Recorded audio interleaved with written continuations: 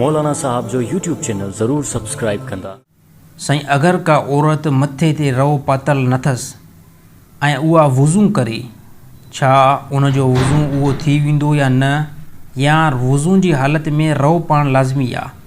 हिकिड़ी ॻाल्हि तमामु साथियुनि जे इल्म जे अंदरि रहे, जेकॾहिं औरत वुज़ू करे थी ऐं घर जे अंदरि कोई बि नामहरम नाहे, मसलन तौरु घर जे अंदरि ॾेर बि नाहे ऐं घर जे अंदरि मासात बि न आहिनि, यानी पूरे घर जे अंदरि पर्दे जो माहौल आहे, त उन औरत लाइ जाइज़ अमल आहे त भले जेकॾहिं रओ लथल बि आहे न वुज़ू करे सघे थी, कंहिं क़िस्म जो कोई टेंशन न आहे। बाक़ी उन सूरत में औरत लाइ हराम इहो अमल आहे, औरत लाइ ग़लति इहो अमल आहे त औरत घर जे अंदरि अहिड़े जेको आहे हिकु ज़ाहिरी जॻह ते वञी करे वुज़ू करे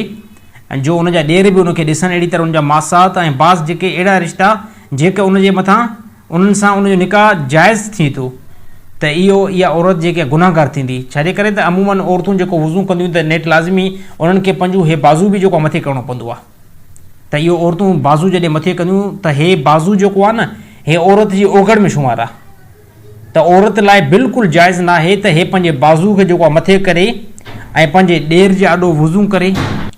त औरतुनि खे हिकिड़े क़िस्म जी मां नसीहत कयां थो त औरतूं वुज़ू कनि घर जे अंदरि त अहिड़ी जॻह ते वुज़ू कनि जंहिं जॻह ते अमूमन